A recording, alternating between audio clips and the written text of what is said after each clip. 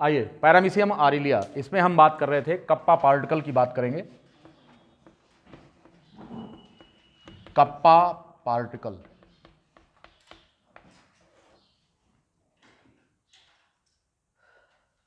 Paramecium aurelia and kappa particle.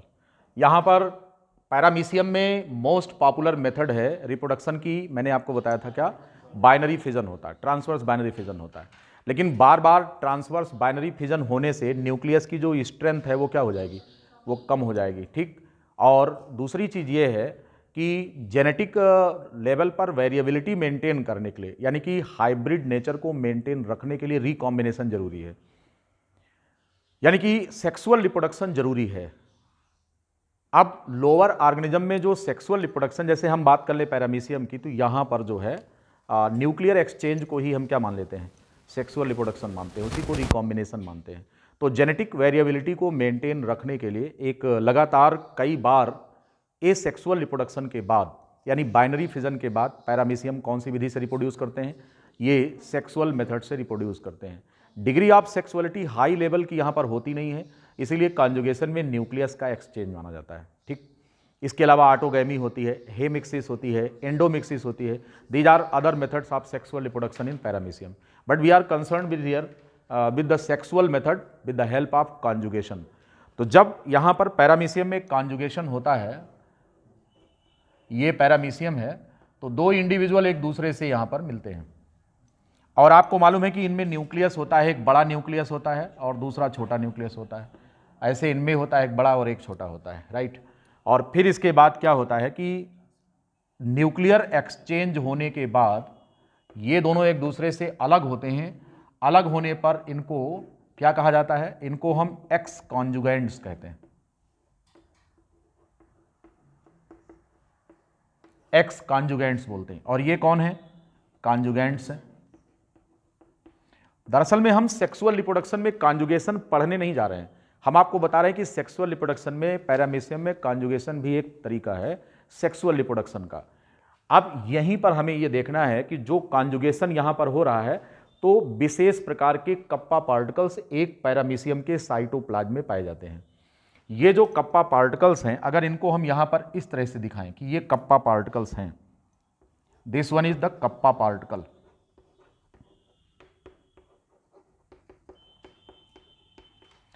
तो इस bacterial cell को, सॉरी, इस पैरामीशियम की सेल को हम क्या बोलेंगे, इसको बोलेंगे, ये किलर स्ट्रेन है, ये किलर है, और ये कौन है, सेंसिटिव स्ट्रेन है, दिस वन।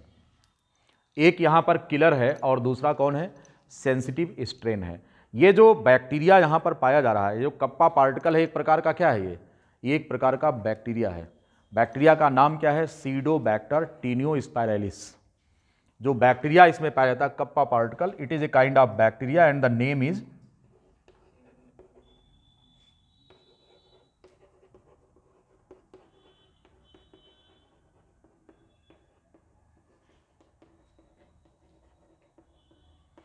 इस बैक्टीरिया का नाम है सीडोबैक्टर टीनियोस्पाइरलिस। यह जो बैक्टीरिया है पैरामीशियम में एंडोसिम्बायोन्ट के रूप में रहता है। किस रूप में रहेगा, एंडोसिम्बायोन्ट के रूप में रहता है। पैरामीशियम से इसको भोजन मिलता है, यह पैरामीशियम के लिए एक जहर बनाता है, उस जहर का नाम क्या है, पैरामीसिन, ठीक। अब ये पैरामीसिन बनता कैसे है, तो बैक्टीरिया में इन्फेक्शन होता है एक वायरस का, बैक्टीरियोफाज का, और बैक्टीरियोफाज के डीएनए की वजह से क्या बनता है, यहाँ पर एक जहर बनता है जिसका नाम क्या है, पैरामीसिन। तो बैक्टीरिया किससे इन्फेक्टेड है, इन्फेक्टेड विद ए वायरस,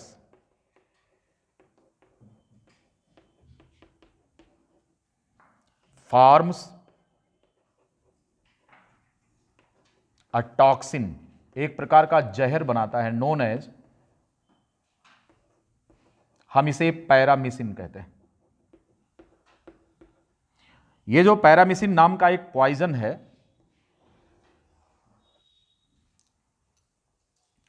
जिस पैरामीशियम की बॉडी में इस बैक्टीरिया का संक्रमण है, बैक्टीरिया यहां पर संक्रमण नहीं कहेंगे, एंडोसिम्बायोन्ट है ये, लेकिन उस बैक्टीरिया में संक्रमण किसका है, वायरस का है।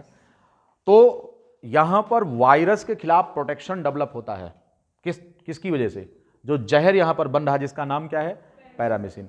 तो ये जो है एक किलर स्ट्रेन हो जाता है। बैक्टीरिया क्या हो जाता है? ये पैरामीसियम क्या हो जाता है? ये किलर स्ट्रेन हो जाता है। It is because of kappa particle, right. और जिस पैरामीसियम के साइटोप्लाज्म में ये नहीं होता है उसको हम सेंसिटिव स्ट्रेन कहेंगे, ठीक है। अब ये कह रहे हैं कि साहब अगर कॉन्जुगेशन थोड़ी देर के लिए हो तो ये किलर स्ट्रेन ही रहेगा और ये सेंसिटिव स्ट्रेन होगा किसका? पैरामीसियम का, और इसकी डेथ हो जाएगी बिकॉज ऑफ ये किलर स्ट्रेन है। और इसमें अगर वो पॉइजन नहीं है तो क्या हो जाएगा कि इसका जो पॉइजन है, जो किलर स्ट्रेन है, ये ट्रांसमिट हो जाएगा। किस में जाएगा? उधर जाएगा। तो या तो ये इसको क्या करेगा, ये अगर थोड़ी देर के लिए, कॉन्जुगेशन की रफ्तार देखेंगे, कॉन्जुगेशन कितनी देर के लिए हुआ है। तो अगर कॉन्जुगेशन ज़्यादा देर के लिए हुआ है तो in spite of the nuclear transfer here, this kappa particle is also transmitted to the bacterial cell and makes this also killer, otherwise this will remain sensitive। बात समझ गए ना? तो अगर कॉन्जुगेशन देर तक हुआ तो साइटोप्लाज्मिक इनहेरिटेंस कहां मानेंगे इसको इस प्रकार मानेंगे कि चूंकि ये जीन इसके साइटोप्लाज्म में बैठा हुआ है, बैक्टीरियल जीन, और ये यहां से शिफ्ट हो रहा है, न्यूक्लियस तो ट्रांसफर हो ही रहा है और साथ में ये भी शिफ्ट हो जा रहा है। तो अगर कॉन्जुगेशन देर तक हुआ, अगर कॉन्जुगेशन का ड्यूरेशन का है स्मॉल ड्यूरेशन या शॉर्ट ड्यूरेशन बोलेंगे इसको, अगर शॉर्ट ड्यूरेशन के लिए हुआ है तो यह जो होगा, यह जो है ये तो किलर ही रहेगा। और ये कैसा बना रहेगा? ये सेंसिटिव रहेगा, ठीक। लेकिन अगर यह कॉन्जुगेशन फॉर लॉन्ग ड्यूरेशन, अगर कॉन्जुगेशन लॉन्ग ड्यूरेशन के लिए हो रहा है तो ऐसी कंडीशन में ये इनमें से एक दोनों पैरामीसियम कैसे हो जाएंगे? Both becomes killer. क्यों ऐसा हुआ? कॉन्जुगेशन देर तक हुआ तो कप्पा पार्टिकल के ट्रांसमिट होने का मौका मिल गया। तो यहां पर कॉन्जुगेशन दो तरीके से, तो जीन ट्रांसफर किस विधि से हो रहा है? कैसे हो रहा है? साइटोप्लाज्मिक जीन ट्रांसफर हो रहा है। और कप्पा पार्टिकल क्या है? It is living just like the endosymbiont in paramecium, ठीक है ना। तो ये कहानी है कप्पा पार्टिकल, जिन पर क्वेश्चन अक्सर आते हैं। पैरामीसिन नाम का एक टॉक्सिन बनेगा यहां पर। बैक्टीरिया का नाम पूछ सकते हैं, सीडोबैक्टर टीनियोस्पाइरलिस है। और काम क्या हो रहा है, सारी चीजें हमने आपको बता दिया है। तो it is the cytoplasmic inheritance in paramecium.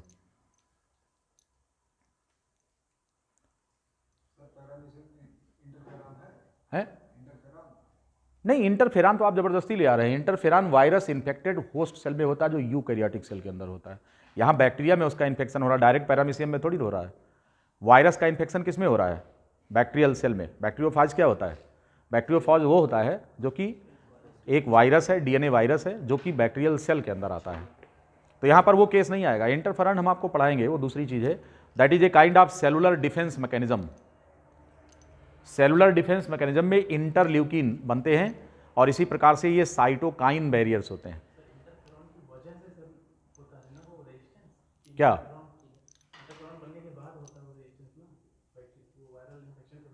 हाँ, वायरल इन्फेक्शन के बाद, क्योंकि जो टॉक्सिन बन रहा है वो वायरस के इन्फेक्शन के बाद बन रहा है। But that is not interferon, वो इंटरफेरान नहीं है। That is not interferon.